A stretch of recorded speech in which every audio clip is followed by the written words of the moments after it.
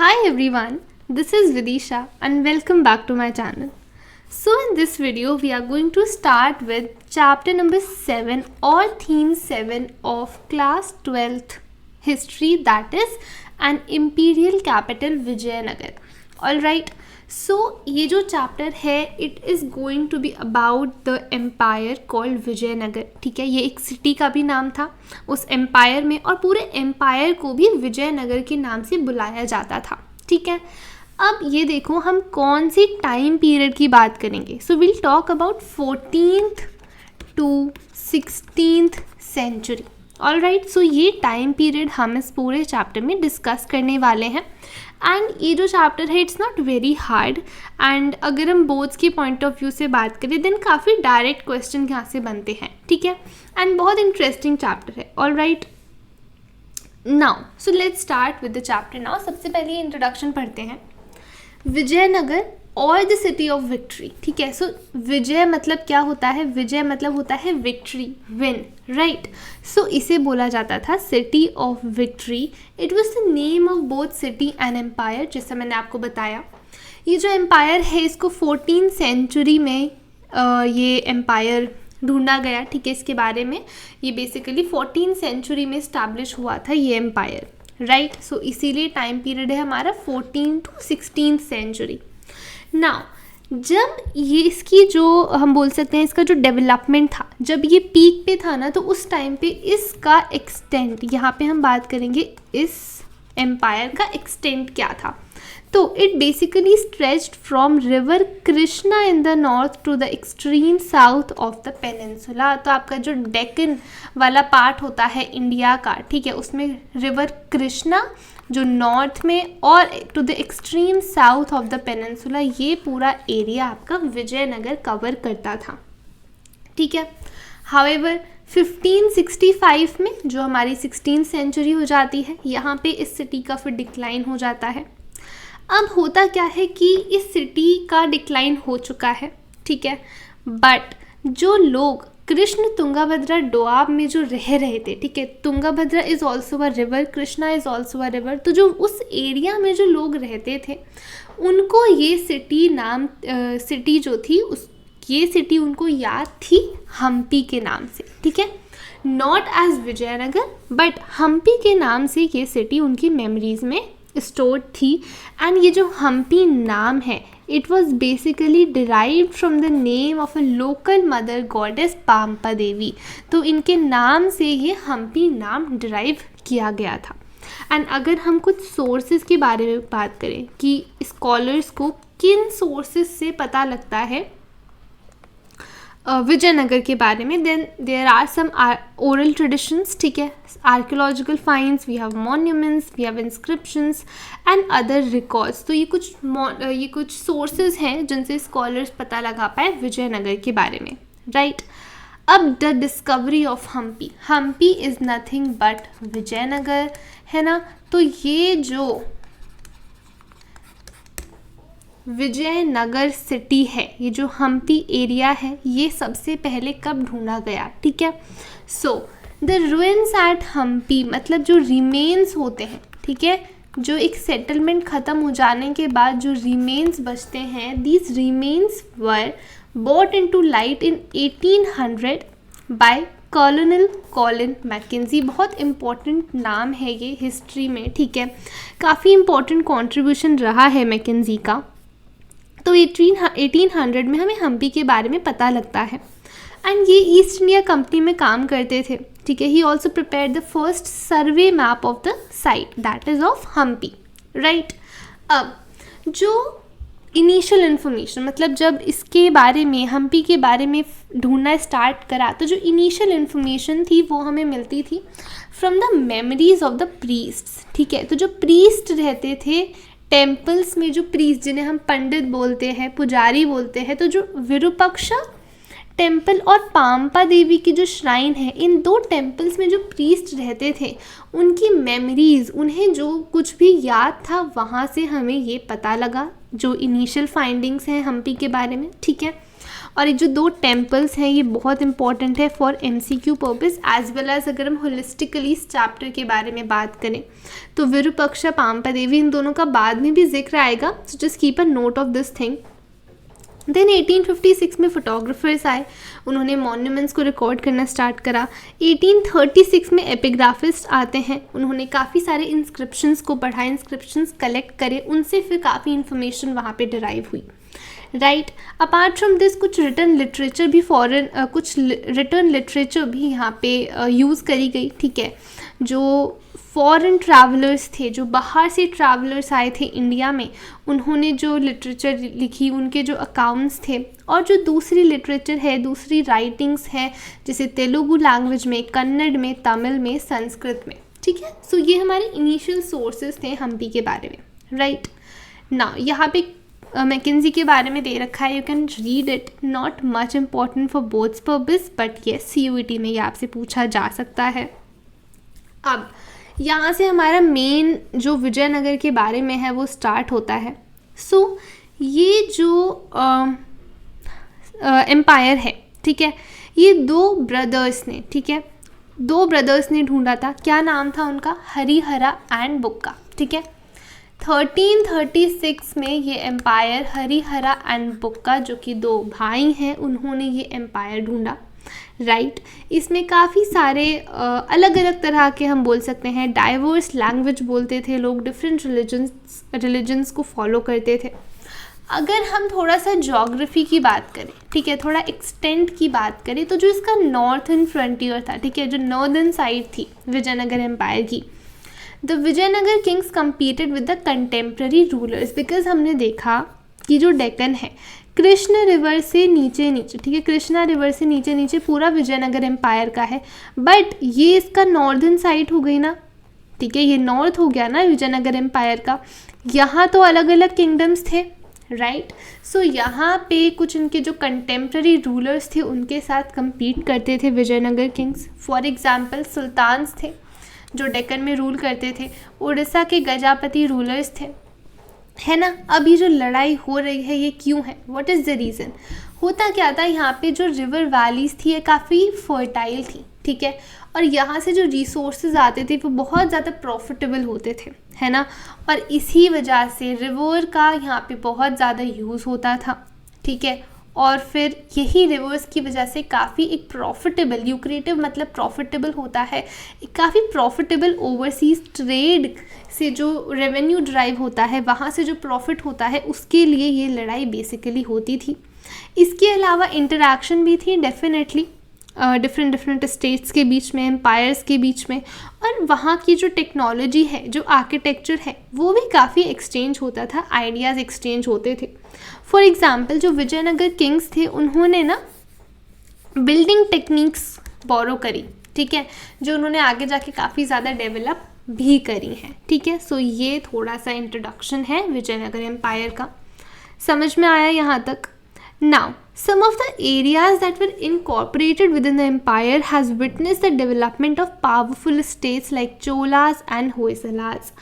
तो जो एरियाज़ में विजयनगर एम्पायर था, ठीक है, आगे जाके यहाँ पे काफ़ी पावरफुल स्टेट्स डेवलप हुई। For example Cholas in Tamil Nadu and Hoysalas in Karnataka. Remember the empires and their states, ये MCQs के लिए बहुत इंपॉर्टेंट है, ठीक है। नाउ रूलिंग एलीट्स जो थे ना इस एरिया में, जो विजयनगर वाला एरिया है, यहाँ पे जो रूलिंग एलीट्स थे, ठीक है, they had extended patronage to elaborate temples such as. अब यहाँ पे ना आप आगे भी देखोगे इस एरिया में टेम्पल्स बिल्डिंग पर बहुत ज़्यादा फोकस था। क्यों फोकस था ये हम आगे समझेंगे, ठीक है। So keep a record of this, keep a track on this.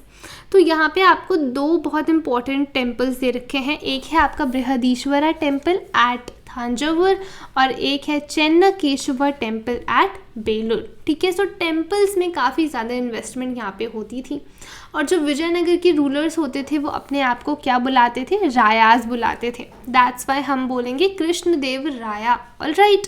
सो ये रूलर्स को यहाँ पे राया बुलाया जाता था। अब ये ना एक बहुत इंपॉर्टेंट चीज़ है, हमने देखा गजापति रूलर्स ऑफ उड़ीसा। गज मतलब होता है एलिफेंट्स, ठीक है। So these are lords of elephants, right. ये उड़ीसा में रहते थे, उड़ीसा को कॉन्स्टिट्यूट करते थे, ठीक है। Now in the popular traditions of Vijayanagar, जो डेक्कन सुल्तान्स थे उनको अश्वपति बुलाया जाता था, लॉर्ड ऑफ हॉर्सेस, राइट। और जो विजयनगर एम्पायर है उनको क्या बुलाया जाता था, रायाज, मतलब नरपति, लॉर्ड ऑफ मैन। तो एलिफेंट्स, हॉर्सेस एंड मैन, समझ में आया। Now moving forward we'll talk about kings and traders. अब यहाँ पे इस टाइम पे जो वॉर्स होते थे, ठीक है, जो लड़ाइयाँ होती थी, ये हॉर्सेस पर डिपेंड रहती थी, ठीक है। किस पे, हॉर्सेस पर। इन्हें क्या बोला जाता है, कैवलरी, ठीक है। अब जो हॉर्सेस है ना, आप जब थोड़ा सा एंशंट हिस्ट्री आप पढ़ते हैं, ठीक है, जब आप वैदिक एज वो वाली जब आप चीज़ पढ़ते हैं तो आपको ये पता लगेगा कि इंडिया में हॉर्सेस पहले नहीं पाए जाते थे, ठीक है। सो हॉर्सेस जो हैं वो कहाँ से इंपोर्ट करे जाते थे इस टाइम पर, अरेबिया एंड सेंट्रल एशिया, ठीक है। नाउ हॉर्सेस तो आ गए अरेबिया सेंट्रल एशिया से, बट ये जो हॉर्सेस की जो ट्रेड है it was initially control by Arab traders, जिनको बोला जाता था कुदिरई चेटीज और horse merchants. This is very important for your MCQ purpose guys, so highlight it, underline it, ठीक है, या फिर कहीं if you are making notes then do write in that, ये बहुत इंपॉर्टेंट है, ठीक है। Now so this trade was initially controlled by Arab traders and local communities of merchants, जिनको horse merchants बोला जाता था, कुदिरे चेटीज बोला जाता था, वो भी इस ट्रेड में पार्टिसिपेट करते थे। उसके बाद 1948 से आ जाते हैं पोर्टुगीज़। हमें पता है जो हमारा वेस्ट कोस्ट है हमारा, ठीक है, जहाँ केरला आता है, वहाँ से पोर्टुगीज़ यूरोपियन इन्वेजन यहाँ पे पहली बार हुआ था, है ना, पोर्टुगीज़ आए थे। So they arrived on the west coast and they then established their trading and military stations. और इनकी जो मिलिट्री टेक्नोलॉजी थी ना वो बहुत ज़्यादा सुपीरियर थी, बिकॉज ये मस्किट्स यूज़ करते थे, एंड डेफिनेटली इनके जो शिप्स वगैरह थे ना वो भी काफ़ी ज़्यादा डेवलप थे with the, they were basically aligned with the purpose of war and all, right? So this enabled them to become important players in the tangled politics of the period, and Portuguese एक तरह से उस time पर काफ़ी important players बन गए, काफ़ी important एक हम बोल सकते हैं इस politics का member बन गए, इस politics का part बन गए, ठीक है। अब यहाँ पे देखो ट्रेड की बात करते हैं। So Vijayanagar was noted for its markets dealing in spices, textiles and precious stones, and जो ट्रेड था ना it was considered as a status symbol, ठीक है। मतलब जितना ज़्यादा और जितना एक्सोटिक आइटम्स का ट्रेड हो रहा है, हाई वैल्यू एक्सोटिक गुड्स का ट्रेड हो रहा है, मतलब वो जो सिटी है उसमें काफ़ी वेल्दी पॉपुलेशन रहती है, ठीक है। और ये जो एक्सोटिक गुड्स है इसमें कौन आता था, क्या क्या चीज़ें आती थी, स्टोन्स एंड ज्वेलरी, है ना। और ये जो ट्रेड से जो रेवेन्यू आता था then it contributed significantly to the prosperity of the trade, ठीक है। अब बात करेंगे the apogee and decline of the empire. यहाँ पे हम थोड़ा सा फोकस करेंगे बिकॉज हमें यहाँ डायनेस्टीज़ के बारे में बताया गया है कि एम्पायर कौन सी डायनेस्टी के अंडर रहा है, ठीक। सो जो पहली डायनेस्टी है उसे बोला गया संगम डायनेस्टी, ठीक है। ये 1485 तक रहे। एम्पायर फाइंड कब करा गया था, हरिहरा बुक्का ने कब फाइंड करा था, तो याद करो इस चीज़ को, ठीक है। 1336 में दिस एम्पायर वॉज फाउंडेड। तो पहली डायनेस्टी फिर 1485 तक ख़त्म हो जाती है। इसके बाद सलूवाज आते हैं जो 1503 तक रहते हैं। देन तलुवा डायनेस्टी आती है एंड कृष्णदेव राय जिनके बारे में हम सब ने सुना है वो तलुवा डायनेस्टी से बिलोंग करते थे, right. Now this is something जो कि बहुत इंपॉर्टेंट, एक 3 मार्क्स आपका क्वेश्चन बन सकता है। It can come in 8 marks also, मतलब 4 मार्क्स का ये आ गया, 4 मार्क्स का कुछ और आ गया, सो कंबाइन करके क्वेश्चन आ सकता है। बट ये पर्टिकुलर जो पैराग्राफ है दिस इज़ वेरी इंपॉर्टेंट, ध्यान से सुनना, पॉइंट्स में बताऊंगी, ठीक है। So Krishnadevaraya's rule was characterise by expansion and consolidation. आपको हो सकता है ये स्टेटमेंट दे दी जाए, बोला जाए जस्टिफाई इट या गिव रीजंस, डिस्कस, कुछ भी बोला जा सकता है। सो अगर कृष्णदेवराया के रूल से कोई क्वेश्चन आता है, ठीक है, तो सबसे पहली चीज़ it was characterise by expansion and consolidation, first point.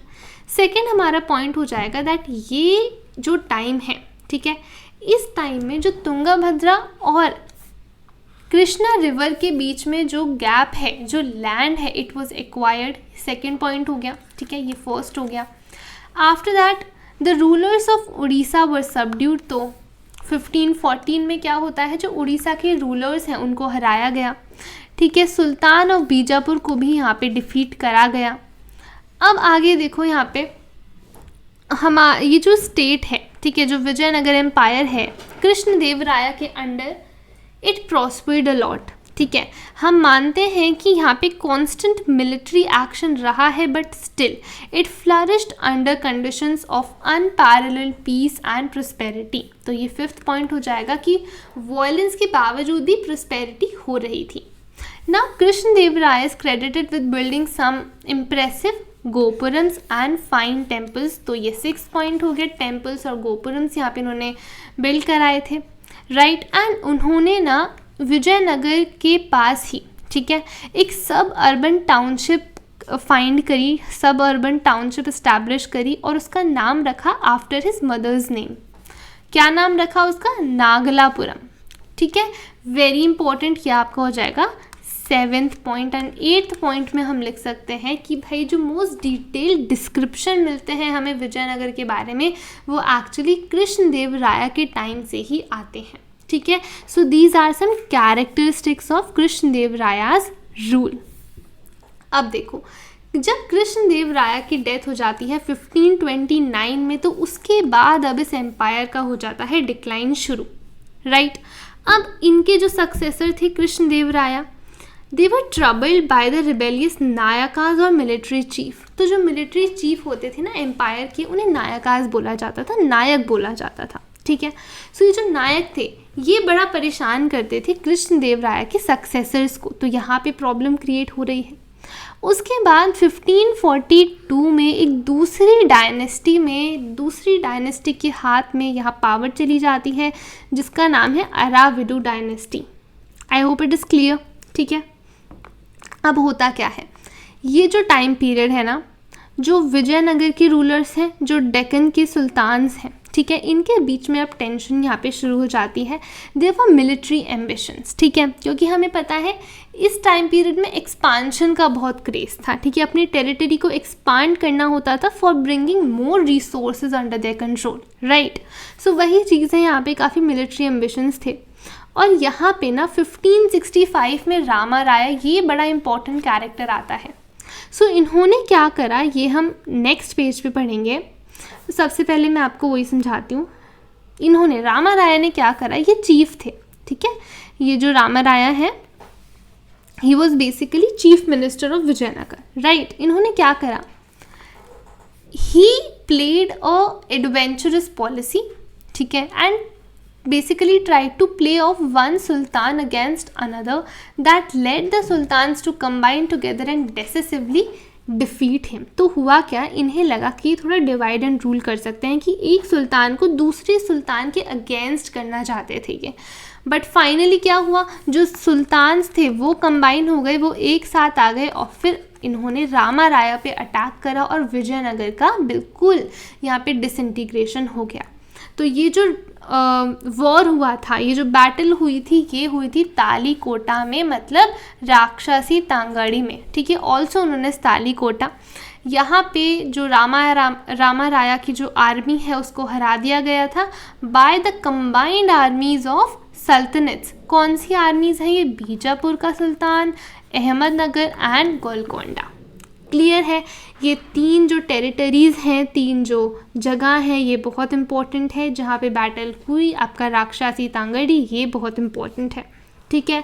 और फिर इसके बाद पूरी सिटी बिल्कुल अबैंडन हो गई थी। समझ में आया यहाँ तक? I hope it is clear. अब अगर हम रिलेशन की बात करें between sultans and Vijayanagar kings, ठीक है, हम बोल सकते हैं रायाज, ठीक है। सुल्तान और रायाज के बीच में रिलेशन कैसा था? तो ऐसा नहीं था कि जो रिलेशंस हमेशा से हॉस्टाइल नहीं रहे हैं, ठीक है। रिलीजियस डिफरेंसेस थे बट स्टिल कोऑपरेशन था, ठीक है, कॉन्वर्जेशन थी। For example, Krishnadevaraya supported some claimants to power in sultanates and took pride in the title establisher of the Yavana kingdom, ठीक है। सो इन्होंने क्या करा, he was involve, Krishnadeva Raya was involve with in the sultanates empire, हम बोल सकते हैं, जहाँ पे इन्होंने जो लोग पावर के लिए क्लेम कर रहे थे सल्तनट्स में उनको सपोर्ट किया था। इसके अलावा जब कृष्णदेव राय की डेथ हो गई थी ना, तो कौन उनको सक्सेसर बनेगा, ठीक है, कौन उनका सक्सेसर बनेगा, ये एक इशू था। तो जो सुल्तान ऑफ बीजापुर है उन्होंने यहाँ पे इंटरवीन करके इस मैटर को रिजॉल्व कराया था, right. So in fact Vijayanagara kings also wanted to ensure the stability of the sultanates, but कहीं ना कहीं ये जो चीफ मिनिस्टर थे रामा राया, इन्होंने सुल्तान को एक दूसरे के अगेंस्ट करने की कोशिश करी, बट अल्टीमेटली ये सुल्तान्स फिर 3 सुल्तान्स, ठीक है, अहमदनगर, गोलकोंडा, बीजापुर, ठीक है, ये कंबाइन हो गए and they ultimately defeated the Rama Rayas army. Clear है पूरी स्टोरी? बहुत इंटरेस्टिंग है वैसे ये, right. Now our next topic, the Rayas and the Nayakas. ये भी बहुत इंपॉर्टेंट है। देखो डायरेक्ट क्वेश्चन आते हैं इस चैप्टर से, ठीक है, और बहुत इजीली भी याद हो जाते हैं, इजीली समझ आ जाते हैं, ठीक है। Now among those who exercise power in the empire, देखो किंग तो थे, रायाज तो थी, इनके अलावा रायाज जो हैं, जो किंग है वो अकेला तो नहीं संभालेगा ना पूरा एम्पायर, कुछ तो यहाँ पे एडमिनिस्ट्रेशन होगा, राइट। तो यहीं पे हम बात करने वाले हैं कि एम्पायर के अंडर जिनके हाथ में पावर होती थी उसमें आते थे मिलिट्री चीफ्स, ठीक है, जो हमने पढ़ा उन्हें क्या बोला जाता था, नायक, ठीक है, नायकाज। और ये नायकाज वही हैं जिन्होंने विजयनगर किंग कृष्णदेव राया के जो सक्सेसर्स हैं उनके लिए ट्रबल क्रिएट करी थी, ठीक है। नाउ इनकी कुछ कैरेक्टरिस्टिक्स देखना। ये जो नायकाज हैं, they control forts, they had armed supporters, ठीक है, I have highlighted it, keep marking है। फोर्ट्स होते थे, आर्म सपोर्टर्स होते थे। ये जो लोग हैं ये एक एरिया से दूसरी जगह ट्रैवल करते रहते थे, ठीक है। क्यों ट्रैवल करते थे? ताकि इन्हें फर्टाइल लैंड मिल सके, ठीक है। और इनके साथ साथ पीजेंट्स भी, जो फार्मर्स होते थे, पीजेंट्स होते थे, वो भी यहाँ पे इन्हें अकम्पनी करते थे, इनके साथ ट्रैवल करते थे। इन किंग्स को जैसा मैंने बताया नायकाज बोला जाता था। एंड ये किस भाषा में बात करते थे? ये तेलुगु बोलते थे और कन्नड़ बोलते थे, ठीक है। सो ये 2 भाषाएं ये बोला करते थे, समझ में आ गया। नाउ ज़्यादातर जो नायकाज थे, काफ़ी Nayakas, they submitted to the authority of the king, मतलब वो किंग्स की अथॉरिटी को मानते थे, किंग्स के ऑर्डर्स को मानते थे। बट कई बार क्या होता था, दे ऑफन रिबेल्ड, ठीक है, वो बहुत ज़्यादा रिबेलियस बन जाते थे, ठीक है। एंड ये एक बहुत इंपॉर्टेंट रीज़न रहेगा विजयनगर के डिक्लाइन के लिए, राइट। So let's start. अब यहाँ पे आता है एक सिस्टम, अमर नायका सिस्टम, ठीक है। इसका मतलब क्या है? नायक हमने देख लिया, अमर नायका, अमर मतलब होता है बेसिकली वॉर या बैटल, ठीक है। जो अमर वर्ड है ये संस्कृत वर्ड से आया है, समर, राइट। इसका मतलब होता है बैटल या वॉर, मतलब लड़ाई, समझ में आया। सो यहाँ पे आप देखो अमर नायका, एक तो इसका ये इंटरप्रिटेशन है। दूसरा इंटरप्रिटेशन हो सकता है कि ये पर्शियन टर्म आमिर, आमिर मतलब है हाई नोबल, एक ऐसा इंसान जो कि किंग की एडमिनिस्ट्रेशन में काफ़ी ऊंची पोस्ट पर बैठा हुआ है, राइट। सो हो सकता है ये आमिर शब्द से आया हो। सो इन्हें बोला गया अमर नायका। ये जो सिस्टम है ना, it was derived from the iqta system of Delhi Sultanate. अब ये अमर नायका का क्या चक्कर है, अमर नायकास होते कौन थे, क्या करते थे, ये हम यहाँ पढ़ने वाले हैं। बिल्कुल पॉइंट वाइज बताऊंगी, कीप नोटिंग इट, ठीक है। डायरेक्ट क्वेश्चन बनता है गाइज यहाँ से, सो थोड़ा ध्यान से सुनना। देखो जो अमर नायकास थे कौन होते थे? दे वर मिलिट्री कमांडर्स, पहली चीज़, ठीक है। They were given territories to govern by the Rayas. जो किंग होता था वो इनको टेरिटरीज देता था कि ये जो पर्टिकुलर टेरिटरी है यू विल गवर्न इट, ठीक है। एक पर्टिकुलर टेरिटरी एक अमर नायका के अंडर आ गई जो कि मिलिट्री कमांडर्स होते थे। ये पहली चीज़ हो गई इनकी। दूसरी हो गई भाई, ये जो लोग हैं ये पीजेंट से, क्राफ्ट पर्सन्स और ट्रेडर्स इनसे टैक्सेस कलेक्ट करते थे, ठीक है। टैक्सेस का जो कुछ पार्ट होता था वो ये खुद के पास रख लेते थे ताकि they can maintain a contingent of horses and elephants, जो कि इन्हें वॉर में काफ़ी ज़्यादा काम आता था। समझ में आया। उसके बाद कुछ रेवेन्यू ये यूज़ करते थे टेम्पल बिल्डिंग और इरिगेशन वर्क्स में, ठीक है। Apart from this Amar Nayakas king को एनुअली ट्रिब्यूट भेजते थे, ठीक है। जो भी ट्रिब्यूट, जैसे वो टैक्सेस वगैरह कलेक्ट कर रहे हैं तो जो भी उनका बनता था वो किंग को भेजते थे एनुअली। और रॉयल कोर्ट में कभी कभी खुद से भी जाते थे गिफ्ट्स के साथ ताकि अपनी लॉयल्टी, ठीक है, उसको वो किंग को एक्सप्रेस कर सके। नाउ किंग्स कोशिश करते थे कि ताकि ये जो अमर नायकाज हैं ये आउट ऑफ कंट्रोल ना हो, कई बार ये क्या करते थे, उनको शिफ्ट करते थे एक टेरिटरी से दूसरी, मतलब उनका ट्रांसफ़र करते थे, ठीक है। जैसे आज भी जो गवर्नमेंट सर्विसेज होती हैं उसमें लोगों का ट्रांसफ़र होता रहता है, ऑफिसर्स का ट्रांसफ़र होता रहता है। समझ में आया।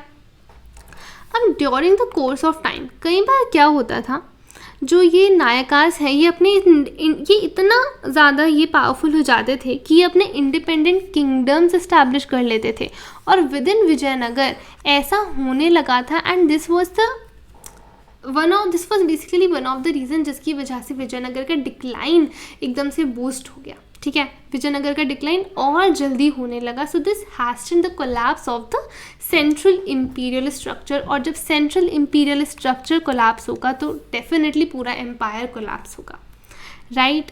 सो ये अगर आपके पास आता है, क्वेश्चन मिलता है डिक्लाइन ऑफ विजयनगर के बारे में, तो आप रामा राया के बारे में डेफिनेटली लिखेंगे, कृष्णदेव राय की डेथ के बारे में लिखेंगे, और आप तीसरा पॉइंट ये भी ऐड कर सकते हैं कि भाई नायकास क्या थे, वो इंडिपेंडेंट किंगडम्स इस्टेब्लिश करने लगे थे। क्लियर है यहाँ तक। Now moving on with our next topic, that is Vijayanagara the capital and its environs, ठीक है। द कैपिटल मतलब हमने पढ़ा था कि जो विजयनगर है वो एक सिटी का भी नाम है जो कि उस एम्पायर की कैपिटल थी। एंड इट्स एनवायरन्स मतलब होता है उसका भाई सराउंडिंग एरिया, ठीक है। उसके बारे में हम पढ़ने वाले हैं, उसकी ज्योग्राफी के बारे में पढ़ने वाले हैं, वाटर कैसे अवेलेबल होता था वो यहाँ पे पढ़ने वाले हैं, ठीक है। सो सबसे पहले हम वाटर रिसोर्सेज के बारे में पढ़ते हैं। सो यहाँ पे एक नेचुरल बेसिन थी that was formed by Tungabhadra river, ठीक है। सो ये जो रिवर थी ये नॉर्थ टू ईस्ट, ठीक है, नॉर्थ ईस्टर्ली डायरेक्शन में फ्लो करती थी।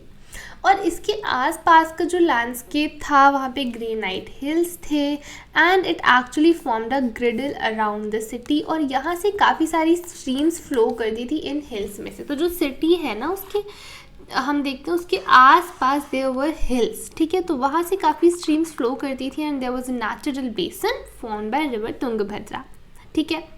इसके अलावा जो स्ट्रीम्स थे ना वहाँ पे एम्बैंकमेंट्स बनाए गए थे ताकि रिजर्वायर्स क्रिएट कर सके, बिकॉज यहाँ पे वाटर स्टोर करना पड़ता था, because it was one of the arid zones of the peninsula, मतलब सूखा वहाँ पे रहता था। वाटर अवेलेबिलिटी काफ़ी सीजनल होती थी, तो वाटर यहाँ पे स्टोर करना पड़ता था। इसके अलावा यहाँ पे वाटर स्टोर करने के लिए काफ़ी अरेंजमेंट्स बनाई गई, इलाबोरेट अरेंजमेंट्स बनाई गई, ठीक है, ताकि रेन वाटर स्टोर हो सके और सिटी तक उस पानी को पहुंचाया भी जा सके। टैंक की बात करें तो 15th सेंचुरी में बहुत इंपॉर्टेंट टैंक यहाँ पे बनाया गया जिसका नाम है कमलापुरम टैंक, ठीक है। और ये जो टैंक है ना ये सिर्फ और सिर्फ जो उसके आसपास जो फील्ड्स हैं, ठीक है, सिर्फ उनको इरिगेट नहीं करता था, सिर्फ वहाँ पे पानी नहीं पहुँचाता था, बट जो रॉयल सेंटर है जिसके बारे में हम आगे पढ़ने वाले हैं वहाँ पे भी ये पानी सप्लाई करता था। एक यहाँ पे कैनाल है बहुत इम्पोर्टेंट जिसका नाम है हिरिया कैनाल, ठीक है। And this canal Drew water from a dam across the Tungabhadra and irrigated the cultivated valley that separated the sacred centre and urban core. हम ये देखेंगे कि ये जो पूरी सेटलमेंट है ना, there were various zones. For example sacred centre है, रॉयल सेंटर है, देयर इज अर्बन कोर. ठीक है. So between these settlements there were irrigated fields, right. And ये जो चीज़ है इसको हम फोर्टिफिकेशन बोलते हैं. This is a very important, a very elaborated arrangement जो कि विजयनगर के टाइम पे ये बनाई गई थी, राइट. सो यहाँ पे हिरिया कैनाल बनाया गया, और ये जो हिरिया कैनाल है it was constructed during the Sangam dynasty, right. So these were the water resources. ना फोर्टिफिकेशंस के बारे में पढ़ेंगे. फोर्टिफिकेशंस होता है भाई आपका जो सेटलमेंट है, आपका जो एम्पायर है उसको किस तरह से आपने प्रोटेक्ट करके रखा है, ठीक है, उसे फोर्टिफिकेशंस बोलते हैं. अब ये बहुत इंपॉर्टेंट है. यहाँ से ना मोस्ट प्रोबेबिलिटी हम बोलेंगे क्वेश्चन होती है, क्वेश्चन आने की आपके एग्जाम्स में, ठीक है. सो इसे ध्यान से सुनना. विजयनगर में क्या सिस्टम था फोर्टिफिकेशंस का. अब यहाँ पे एक एम्बेसडर आते हैं, अब्दुल रज़ाक, ठीक है. ही इज़ एन एम्बेसडर जो कि पर्शिया के रूलर ने भेजा कैलिकट में, दैट इज़ कोझिकोडे, ठीक है. यहाँ पे भेजा 15th सेंचुरी में. एंड ये जो एम्बेसडर है, ये जो इंसान है, ये बहुत ज़्यादा इम्प्रेस थे फोर्टिफिकेशन से. And he mention 7 lines of forts, मतलब 7 लेयर्स हम बोल सकते हैं, 7 लेयर्स ऑफ फोर्टिफिकेशंस. ऐसा क्या देखा इन्होंने कि हम देखते हैं ना. ये जो 7 लाइन्स ऑफ फोर्ट्स हैं, these basically encircle not only the city, मतलब इन्होंने सिर्फ और सिर्फ सिटी को प्रोटेक्ट नहीं करा था, बट जो सिटी में एग्रीकल्चरल लैंड्स थे और फॉरेस्ट थे उनको भी प्रोटेक्ट करा था, ठीक है. तो जो सबसे आउटर मोस्ट वॉल थी, मतलब suppose this is your empire, इसकी जो सबसे आउटर मोस्ट वॉल है, it basically link the hills surrounding the city. तो यहाँ पे आसपास हिल्स होते थे. Outer most wall, outer most boundary हम बोल सकते हैं, ठीक है. ये यहाँ पे एक इम्पॉर्टेंट चीज़ है. इसके अलावा ये एडिशनल इंफॉर्मेशन है, नॉट मच इम्पॉर्टेंट. सबसे जो सिग्निफिकेंट फीचर था ये था कि जो फोर्टिफिकेशंस हैं ये एग्रीकल्चरल ट्रैक्ट्स, एग्रीकल्चरल फील्ड्स को भी कवर करती थी. सिर्फ और सिर्फ सिटी, सिर्फ और सिर्फ रॉयल सेंटर, सीक्रेट सेंटर को प्रोटेक्ट नहीं करती थी, ठीक है. ऐसा क्यों, ये मैं आपको पहले समझाती हूँ, फिर हम पूरा प्लान देखते हैं. ऐसा क्यों था. अब यहाँ देखो, उस टाइम पे जब वॉर्स वगैरह होते थे, ठीक है, तो 2 राजा हैं हम बोल सकते हैं, 2 रूलर्स हैं, 2 एम्पायर्स के बीच में वॉर हो रहा है. तो जो कई बार एनिमी होता था, दे वांटेड और they basically they use this technique to starve the defenders into submission. उनको स्टार्व मतलब वहाँ पे खाना सप्लाई ना हो, ठीक है. और जब लोग स्टार्व करेंगे, उनको खाना नहीं मिलेगा, देन डेफिनेटली वो सबमिट कर देंगे, वो हार मान लेंगे, ठीक है. और ये जो वॉर था, ये जो सीरीज थी, they could last for several months and sometimes for even years. And इसीलिए ही जो विजयनगर के किंग्स हैं, जो रायाज हैं, उन्होंने ये टेक्निक अडॉप्ट करी कि अगर हम अपनी सिटी को प्रोटेक्ट कर रहे हैं तो हमारी सिटी में जो एग्रीकल्चरल लैंड्स हैं हम उनको भी प्रोटेक्ट करेंगे ताकि हमको खाने की कमी ना हो. अदरवाइज नॉर्मली क्या होता था, सिर्फ जो लोग हैं वो विद इन द सिटी जो भी उनका ग्रेन्स वगैरह है, जो भी खाने की रिसोर्सेज है, वो उनको स्टोर करके रखते थे. बट यहाँ पे पूरा का पूरा एग्रीकल्चरल फील्ड ही फोर्टिफाई कर लिया है, उसको ही प्रोटेक्ट कर लिया है, ठीक है. So this is something very important and very impressive also. तो अब इसका प्लान देखो कैसे फोर्टिफिकेशन करा गया. अब्दुल रज़ाक नोटेड दैट जो between the first, second and third walls, हमने देखा ना 7 लाइन्स ऑफ फोर्टिफिकेशंस हैं, वहाँ पे कल्टिवेटेड फील्ड्स थे, गार्डन्स थे और हाउसेस थे, ठीक है. पेज ये भी एक एम्बेसडर है, एक फॉरेन ट्रैवलर है, स्कॉलर है, जिन्होंने बोला that from the first circuit until you enter the city, ठीक है, जो पहली बाउंड्री है वहाँ से जब आप सिटी में एंटर करेंगे then there is a great distance जहाँ पे फील्ड्स हैं और वहाँ पे राइस उगाए जाते हैं, राइस सो करा जाता है, काफ़ी सारे गार्डन्स हैं और पानी के वाटर रिसोर्सेज भी हैं, ठीक है. एंड यहाँ पे वाटर 2 लेक से आता है, right. Now the tract was basically serviced by an elaborate canal system drawing water from the river Tungabhadra. तो तुंगभद्रा यहाँ पे एक बहुत इंपॉर्टेंट रिवर है, ठीक है।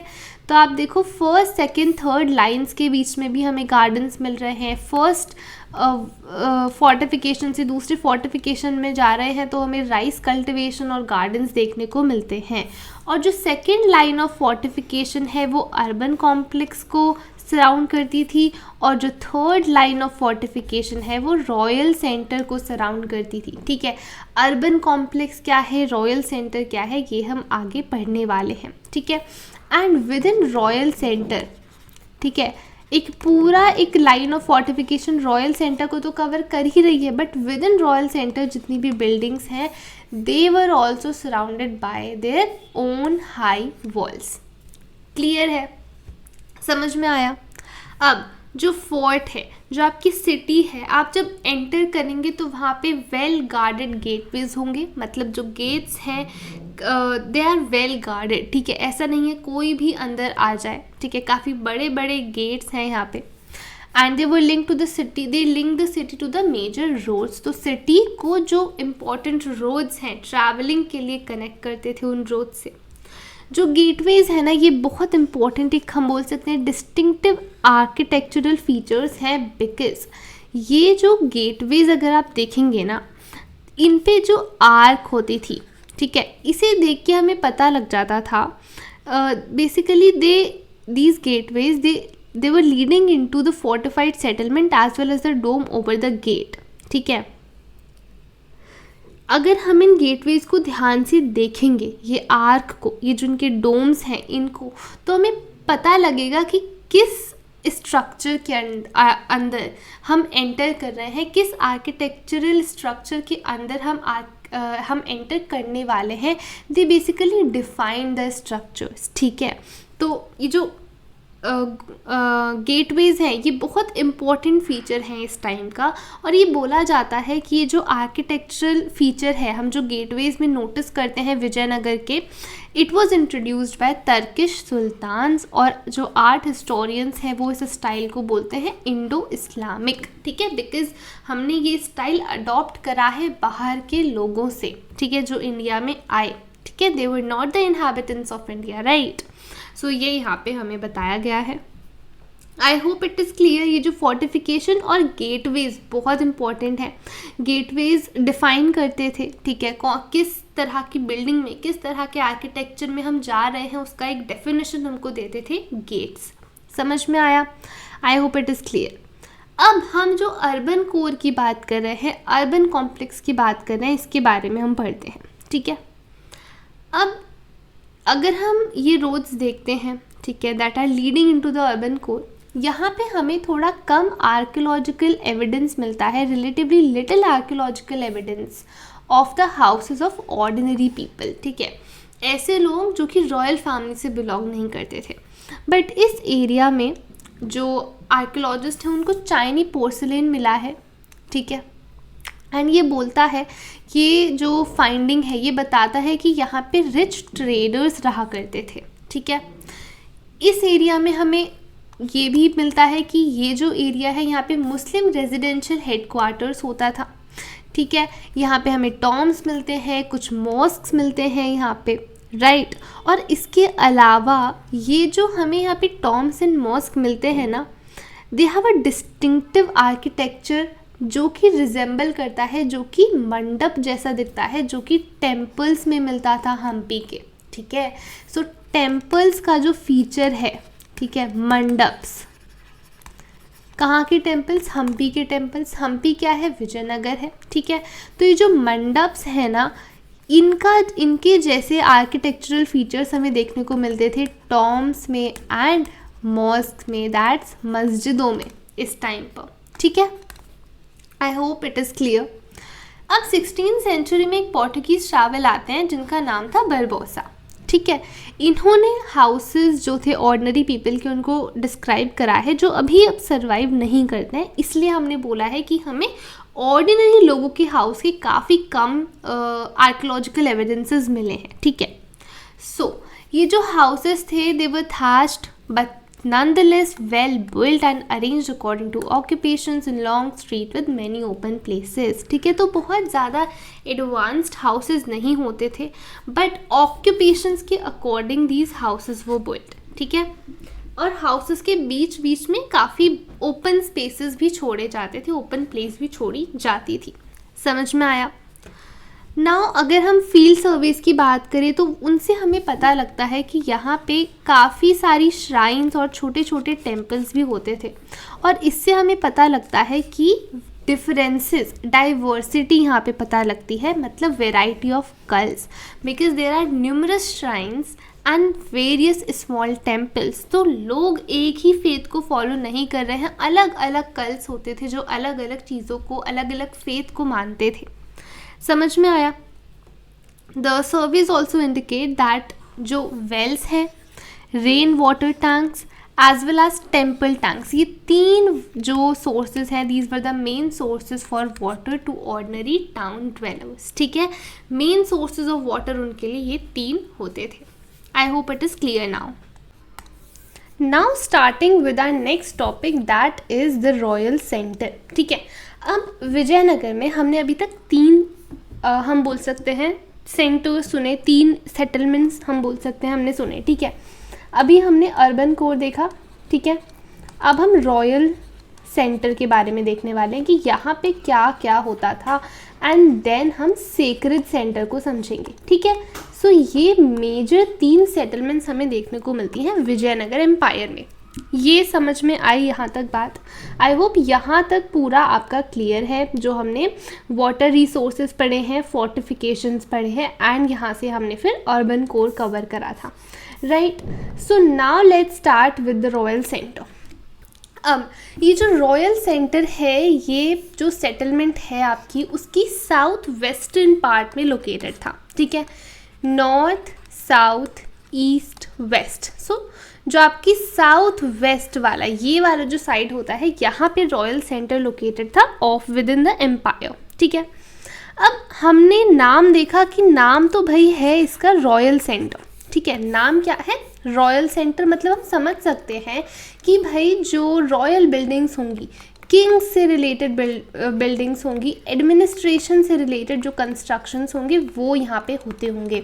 बट स्टिल यहाँ पे हमें 60 से ज़्यादा टेम्पल्स भी देखने को मिलते हैं. ठीक है, बावजूद इसके कि इस सेटलमेंट का नाम रॉयल सेंटर है. And let me tell you इसका सिग्निफिकेंस क्या है, यहाँ पे इतने टेम्पल्स क्यों देखने को मिलते हैं.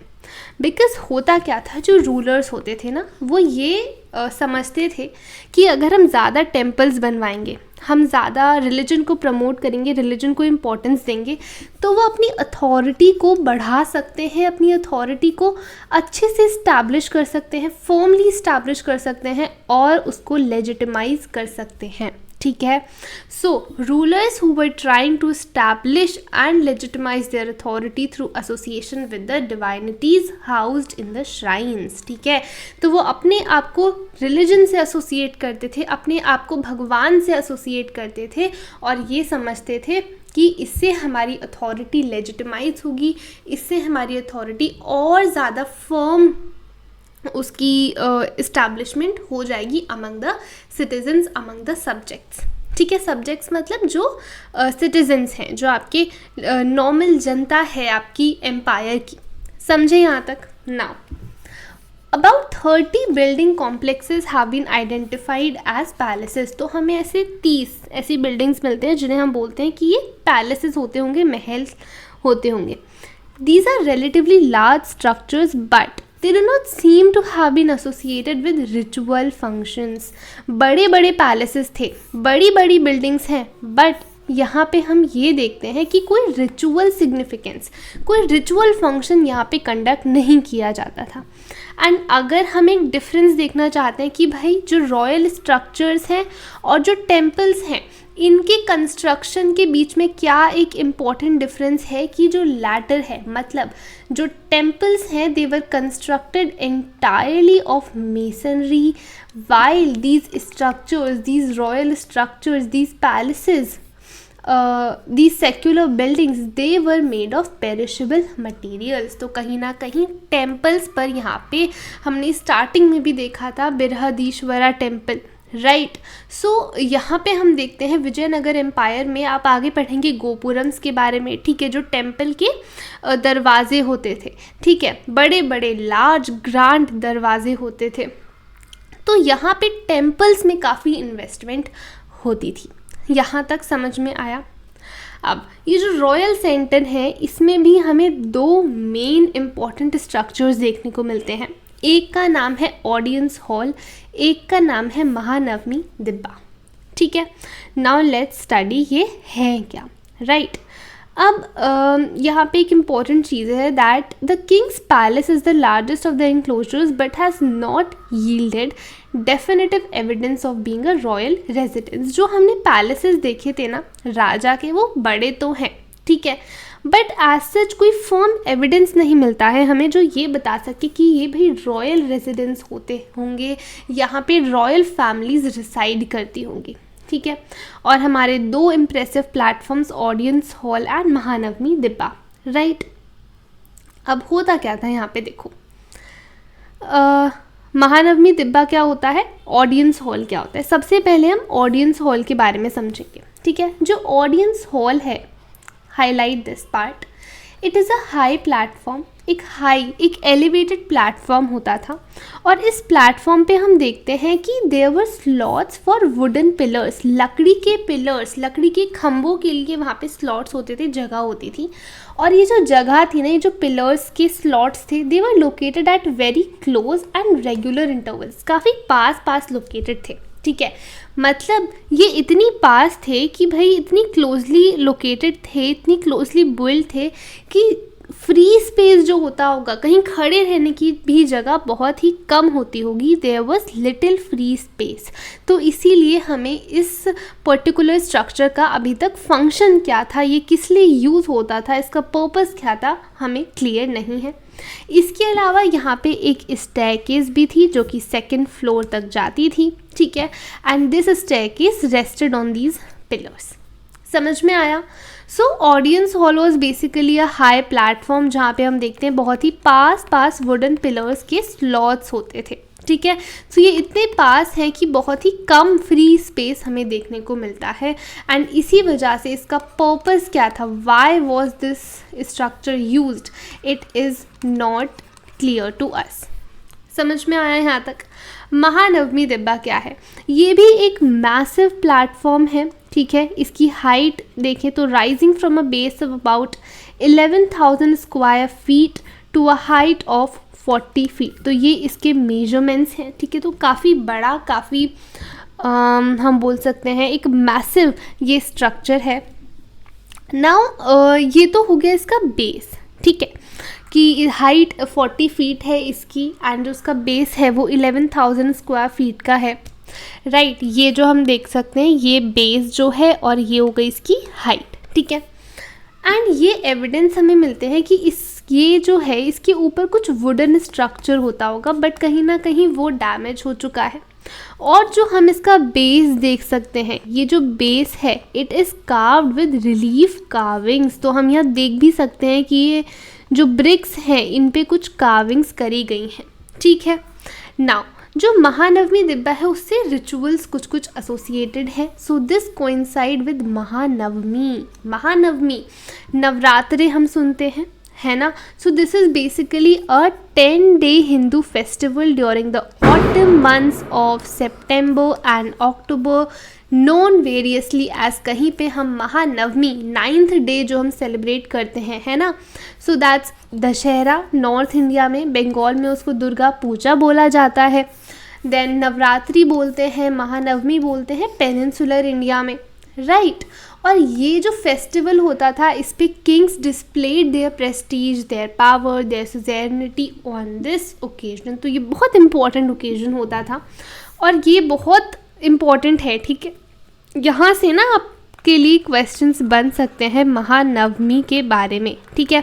सो महानवमी पे क्या क्या चीज़ें होती थी, what were the performances, what were the हम बोल सकते हैं फंक्शंस जो वहाँ पे सेलिब्रेट होते थे। सो लेट्स सी यहाँ पे क्या क्या होता था।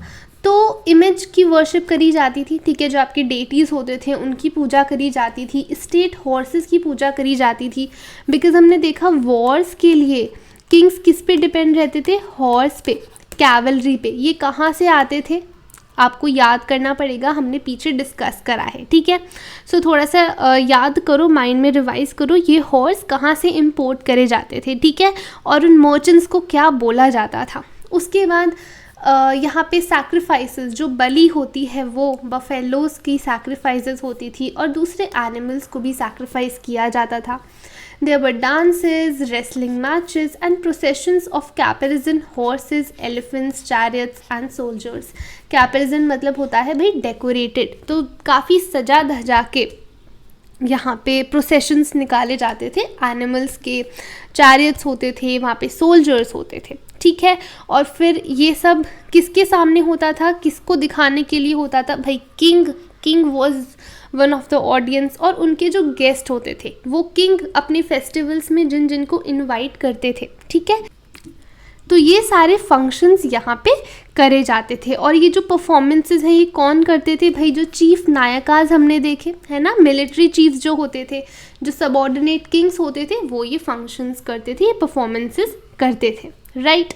और ये जो फेस्टिवल है इसका जो लास्ट डे होता था उस पर किंग क्या करता था, उसकी आर्मी को इंस्पेक्ट करता था, ठीक है, जो नायकाज की आर्मी है उनको भी इंस्पेक्ट करता था, और नायकाज किंग के लिए काफ़ी अच्छे अच्छे गिफ्ट्स लाते थे, और जो एक फिक्स ट्रिब्यूट वो किंग को पे करते हैं वो भी यहाँ पर वो इस दिन लाते थे, ठीक है। I hope it is clear. Now यहाँ पे हमें देखने को मिलती हैं 2 other buildings in the royal centre. Lotus महल, पहली है लोटस महल, ठीक है। सो ये जो लोटस महल है इसको नाम दिया था बाय ब्रिटिश ट्रैवलर्स जो कि 19th सेंचुरी में आए थे, ठीक है। अब इसका जो नाम है वो भले ही बहुत रोमांटिक सा हमें दिखाई देता है, काफ़ी हम बोल सकते हैं लोटस जो कि सिंबल ऑफ लव होता है, सिंबल काफ़ी इम्पोर्टेंट ये सिंबल माना जाता है, बट अभी तक हिस्टोरियंस को इसका क्लियर मतलब नहीं पता, क्लियर पर्पस नहीं पता, ठीक है। मैकेंजी ये एक सजेशन देते हैं कि शायद ये एक काउंसिल चैम्बर होता होगा जहाँ पे किंग उनके एडवाइजर्स के साथ मीटिंग करते होंगे, कॉन्वर्जेशन करते होंगे, ठीक है।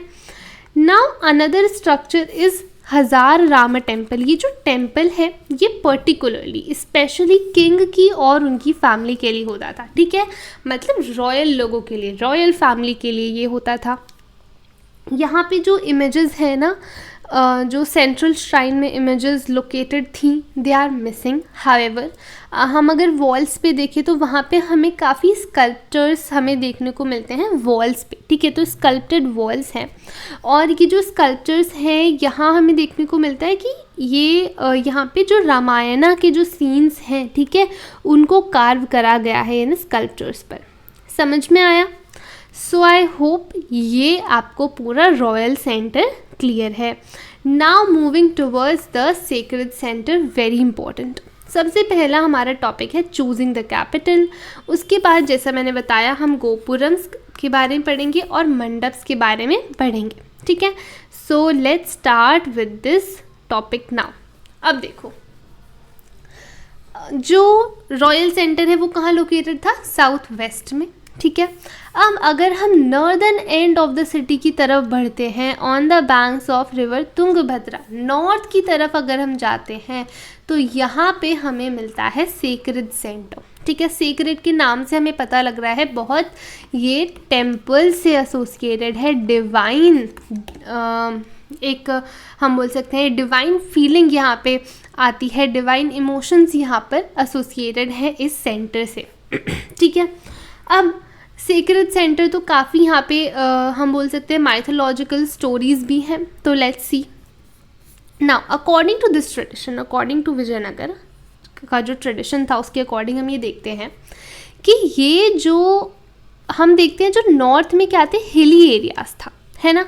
तो ये जो हिल्स थे it was basically the monkey kingdom of वाली एंड सुग्रीवा, जो हमें रामायण में देखने को मिलते हैं।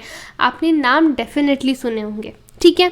इसके अलावा जो यहाँ की लोकल गॉडेस, जिनके नाम पे कौन सा नाम पढ़ा था, हम्पी, ठीक है, पाम्पा देवी जो है उनका यहाँ पे प्रेजेंस था, ठीक है। एंड उन्होंने यहाँ पे पेनेंस करा था, उन्होंने हम बोल सकते हैं तपस्या करी थी ताकि विरूपक्ष से उनकी शादी हो सके। सो ये अनदर गॉड है यहाँ पे। He is considered as the guardian deity of the kingdom, ठीक है। So Pampa Devi did penance in these hills sacred centre में टू मैरी लॉर्ड विरूपक्षा, ठीक है।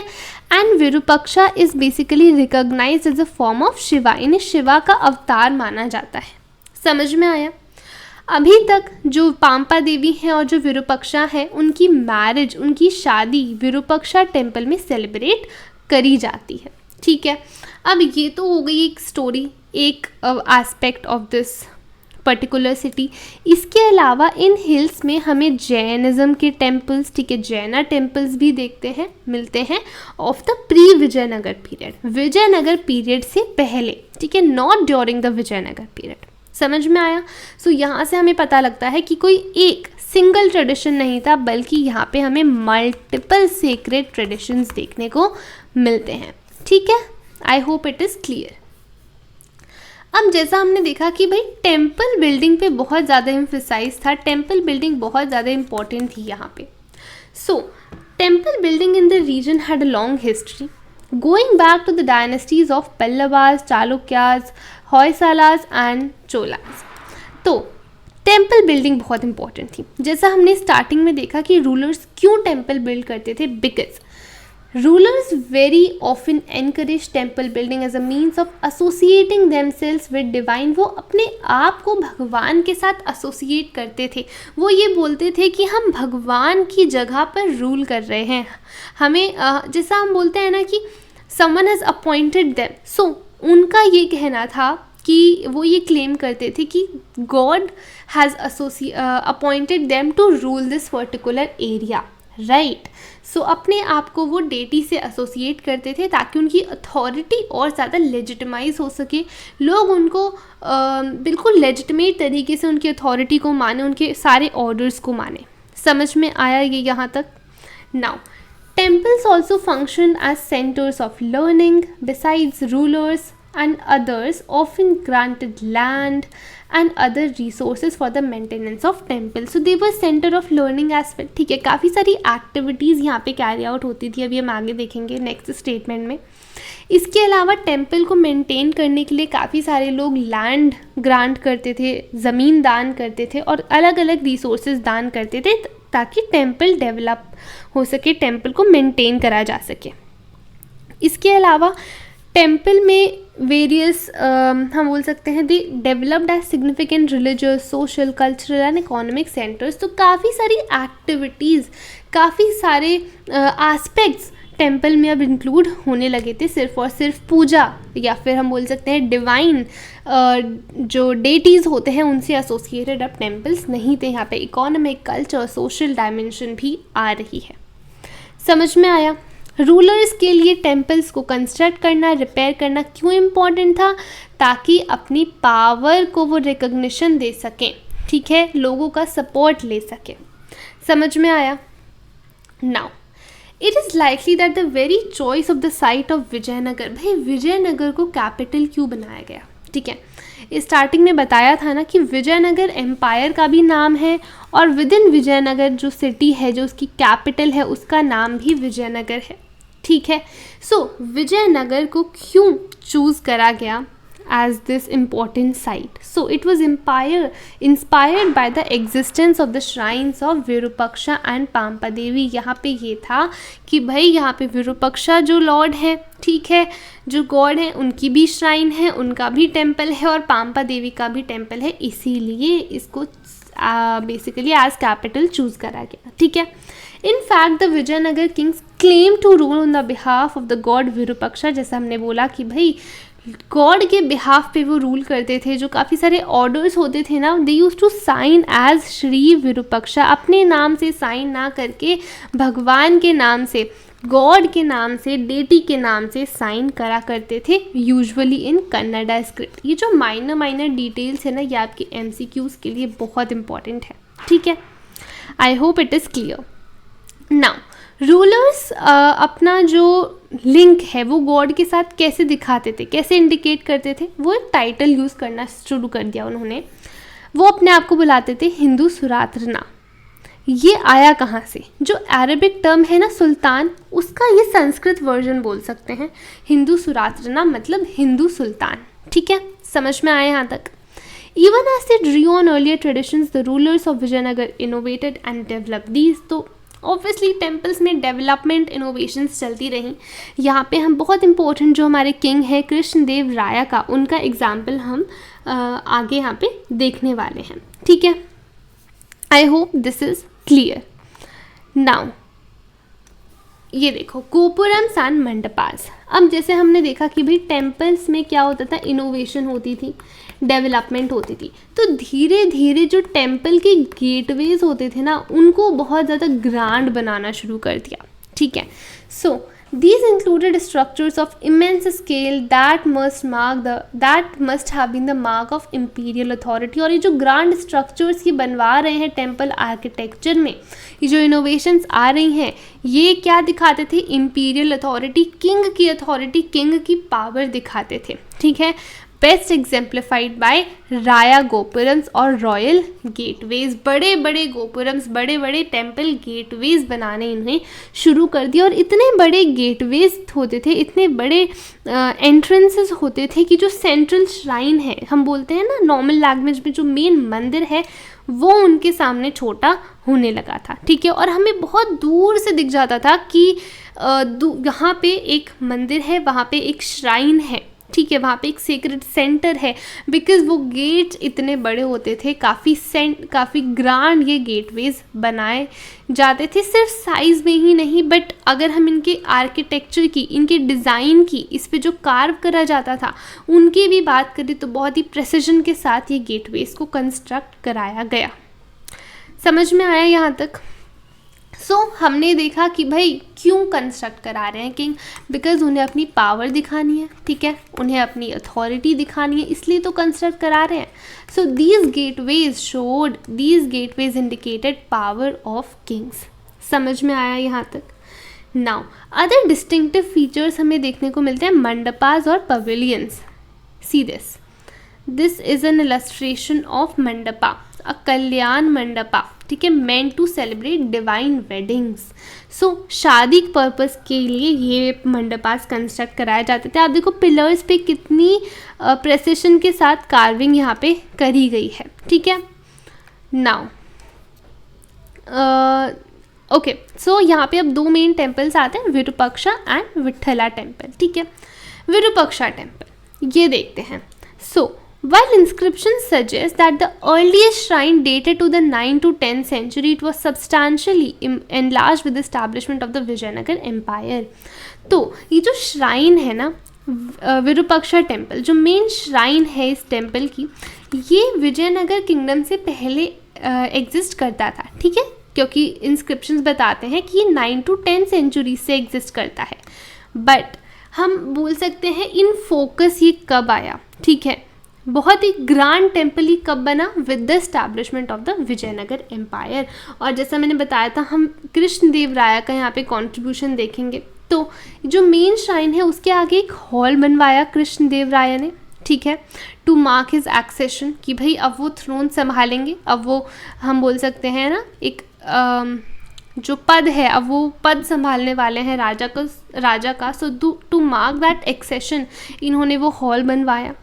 उसके बाद ये जो हॉल है it was decorated with delicately carved pillars. Then he also constructed the eastern gopuram. ठीक है, उन्होंने ईस्टर्न गोपुरम मतलब गेटवे, तो जो ईस्ट में गेटवे है टेम्पल का वो भी कंस्ट्रक्ट कराया. एंड ये जो एडिशंस हो गए, मतलब ये जो इनोवेशंस हो गई, it meant that the central shrine came to occupy a relatively small part of the complex. Because यहाँ पे इतने सारे स्ट्रक्चर्स बना दिए गए हैं सेंट्रल श्राइन के आसपास, इतने बड़े बड़े गेटवेज बना दिए गए हैं कि जो सेंट्रल श्राइन है, जो मेन श्राइन है, उसका एरिया और बेसिकली कम हो गया है अगर हम बाकी स्ट्रक्चर्स के मुकाबले देखें तो. समझ में आया? नाउ जो हॉल्स हैं टेम्पल में, they were use for variety of purposes. For example काफ़ी जगह पे गॉड्स की जो इमेजेस हैं, ठीक है, जो उनके आइडल्स हैं उनको रखा जाता था, और कुछ अगर स्पेशल प्रोग्राम्स हो रहे हैं तो उसमें इन इमेजेस को यूज़ करा जाता था, इन आइडल्स को यूज़ करा जाता था, ठीक है। कुछ हॉल्स में डेटीज़ की मैरिज सेलिब्रेट करी जाती थी, जैसे हमने देखा जो विरूपाक्षा है और जो पांपा देवी है उनकी शादी आज तक with in the shrine, with in the Virupaksha temple celebrate करी जाती है, ठीक है। And yet others were meant for the deities to swing in special images distinct from those kept in small shrine, small central shrine were used on these occasions, ठीक है। तो जो small, जो छोटी सेंट्रल श्राइन होती थी वो वाली इमेजेस नहीं, बट जो स्पेशल इमेजेस हैं जो इन इमेजेस से काफ़ी अलग होती थी वो इन स्पेशल ओकेजन्स पे यूज़ करी जाती थी, ठीक है। हमारा दूसरा टेम्पल आता है विट्ठला टेम्पल, ठीक है। नाउ यहाँ पे प्रिंसिपल डेटी विट्ठल हो गए, वहाँ पे प्रिंसिपल डेटी विरूपाक्षा है, ठीक है। विरूपाक्षा को शिवा का अवतार माना जाता है, विट्ठला को विष्णु का अवतार माना जाता है। जनरली वर्शिप्ड इन महाराष्ट्र में वर्शिप करा जाता है, ठीक है। Now the introduction of worship of the deity in Karnataka is another indication of the ways in which the rulers of Vijayanagar drew on different traditions to create an imperial structure. So mainly जो विट्ठल जो God है उनको महाराष्ट्र में worship करा जाता था, but Maharashtra से कर्नाटका ये आपका कल्चर गया, ये आपकी डेटी वहाँ तक हम बोल सकते हैं स्प्रेड हुआ ये कल्चर। तो ये दिखाता है किस तरह से विजयनगर के जो किंग्स हैं वो काफ़ी इंक्लूसिव थे और वो अलग अलग ट्रेडिशंस को अकोमोडेट करके एक इम्पीरियल अथॉरिटी, इम्पीरियल कल्चर बनाना चाहते थे। समझ में आया? और इस टेम्पल में भी काफ़ी सारे हॉल्स थे, एक यूनिक श्राइन थी that was designed as a chariot. यहाँ पे देखो, this is a unique shrine जो चैरियट की शेप में, चैरियट के स्ट्रक्चर के रूप में बनाया गया है। समझ में आया यहाँ तक? So, a characteristic feature of the temple complexes in the chariot streets that extended from temple gopuram in a straight line. So, जो टेम्पल कॉम्प्लेक्सेस हैं, ठीक है, वहाँ से चैरियट स्ट्रीट्स, वहाँ से वो स्ट्रीट्स एक्सटेंड होती थी, वहाँ से वो स्ट्रीट्स कंस्ट्रक्ट करी गई थी, ठीक है, एक स्ट्रेट लाइन में। और ये जो स्ट्रीट्स हैं ना, यहाँ पे these were basically paved with stone slabs.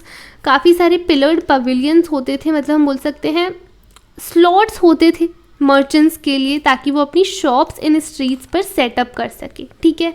ये स्ट्रीट कहाँ से आती थी, कहाँ से स्टार्ट होती थी? Basically from the temple gopuram, right? समझ में आए यहाँ तक? Just as the Nayakas continued with and elaborated on traditions of fortification, so they did with the traditions of temple building. तो नायकास जिस तरह से fortification के कल्चर को कंटिन्यू रख रहे थे, उसी तरह से टेम्पल बिल्डिंग भी कंटिन्यूस थी। काफ़ी सारे स्पेक्टिकुलर गोपुरम्स बनाए गए थे, काफ़ी सारे इनोवेशंस और एडिशंस करे गए थे with in the central shrine और अराउंड द सेंट्रल श्राइन। समझ में आया? आप यहाँ ये एग्जाम्पल ही देख लो, this is a gopuram that was constructed by Nayakas of Madurai, ठीक है। सो यू कैन सी कितना ग्रांड है और कितनी प्रेसिशन के साथ कार्विंग करी गई है इस गोपुरम में। समझ में आया यहाँ तक?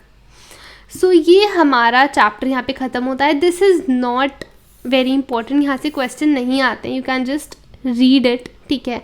ये बताया गया है कि किस तरह से जो आर्कियोलॉजिस्ट हैं, किस तरह से जो स्कॉलर्स हैं, उन्होंने इस सेटलमेंट का पता लगाया, ठीक है। सो यहाँ पे आपको बताया जाता है कि कैसे स्कॉलर्स ने पूरी साइट को इस तरह से स्क्वायर्स में डिवाइड कर करके पूरा जो सेटलमेंट है उसको सेग्रीगेट करा, उसमें से जो जो इम्पॉर्टेंट चीज़ें हैं, जो भी उसकी कैरेक्टरिस्टिक्स हैं, वो फिर पता लगाएं, ठीक है। नॉट मच इम्पॉर्टेंट, यहाँ से क्वेश्चन एज सच नहीं आते हैं। So I hope this is clear. This is basically image of Krishna Deva Raya, ठीक है। ये आप पढ़ सकते हैं, यहाँ से ना MCQs में क्वेश्चन आ सकते हैं, particularly for CUET, not very important for boards, let me tell you, ठीक है। बट CUET में डेफिनेटली यहाँ से क्वेश्चंस आते हैं और आएंगे ही, ठीक है। सो आई होप ये चैप्टर अच्छे से समझ में आया है, एंड ट्रस्ट मी ये काफ़ी इजी चैप्टर है, ठीक है। मुझे तो बहुत हार्ड चैप्टर नहीं लगता था, बिकॉज आप देखोगे क्वेश्चंस भी काफ़ी डायरेक्ट बनते हैं, राइट। बहुत ज़्यादा इसमें इनोवेशंस नहीं हो सकते क्वेश्चंस के टर्म्स में। राइट. सो आई होप ये चैप्टर आपको अच्छे से समझ में आया हो and you like this video. And if you did, then please hit the like button, subscribe to the channel and make sure that you press the bell icon so that you can receive the updates of all my upcoming videos. Thanks for watching. See you in the next video.